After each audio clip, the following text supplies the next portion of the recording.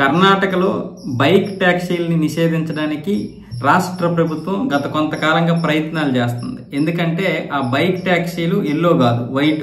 దానివల్ల రాష్ట్ర ప్రభుత్వానికి ఎటువంటి ఆదాయం ఉండదు. పైగా ఈ బైక్ ట్యాక్సీలు నిషేధించమని కొన్ని ఆదేశాలు కూడా వచ్చాయి ప్రభుత్వానికి, అంటే వేరే వాళ్ళ నుంచి. బైక్ ట్యాక్సీల వల్ల ప్రమాదాలు జరుగుతున్నాయి, బైక్ ట్యాక్సీలు నిషేధించండి, వెనక ఎవరు కూడా హెల్మెట్ పెట్టడం లేదు, పైగా కొన్ని పాటించడం లేదు, కొన్ని రూల్స్ రెగ్యులేషన్స్ లేవు అంటూ కొన్ని ఫిర్యాదులు రావడంతో సిద్ధరామయ్య ప్రభుత్వం ఏం చేసిందంటే ఈ బైక్ ట్యాక్సీలని నిషేధించడానికి ప్రయత్నాలు చేసింది. అయితే ఈ బైక్ ట్యాక్సీ నిషేధించినప్పుడు ఆ బైక్ ట్యాక్సీ అసోసియేషన్ హైకోర్టులో పిటిషన్ దాఖలు చేసింది. దాన్ని పరిశీలించినటువంటి ఇప్పుడు హైకోర్టు ఏమొచ్చేసి రాష్ట్ర ప్రభుత్వానికి చురకలంటించి ఇదేమి లగ్జరీ కాదు, ఇది కేవలం వారి యొక్క కుటుంబాల్ని లేదా వ్యక్తిగతంగా తనని తాను పోషించుకోవడానికి జరుగుతున్నటువంటి ఒక ప్రయత్నం లేదా ఒక ఉపాధి, అంతేగాని ఇది లగ్జరీ కోసం వాళ్ళు ఏమి నడపడం లేదు. ఇది గనక నిషేధిస్తే కొన్ని వందల వేల కుటుంబాలు రోడ్డున పడే అవకాశాలు కూడా ఉన్నాయి.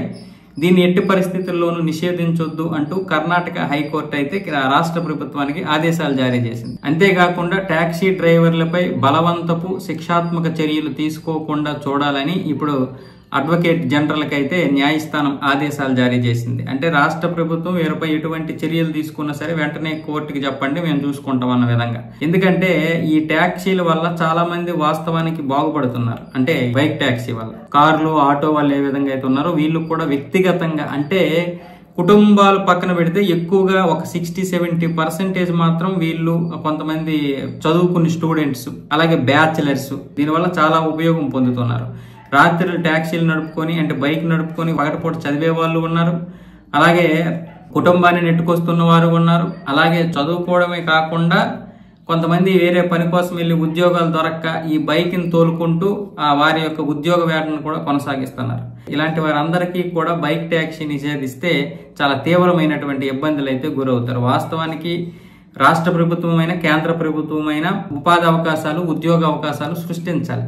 అలాంటివి లేనప్పుడు ఇలాంటివి క్రియేట్ అవుతుంటాయి. ఇలాంటి వాటిని ఉంచక, అలాగా క్రియేట్ చేయక, ఇప్పుడు ప్రస్తుతానికి కేంద్ర ప్రభుత్వమైన రాష్ట్ర ప్రభుత్వమైన ఏ రాష్ట్రమైనా సరే ఎక్కువగా ఇంకా ఉపాధి అవకాశాలు సృష్టించాలి, ఇంకా తెప్పించాలి. కంపెనీలు తెప్పించడమో లేకపోతే ఇంకేదైనా అవకాశం చూడడమో చెయ్యాలి. అలా లేకుండా నిరుద్యోగులు ఎన్ని రోజులు ఉంటారు?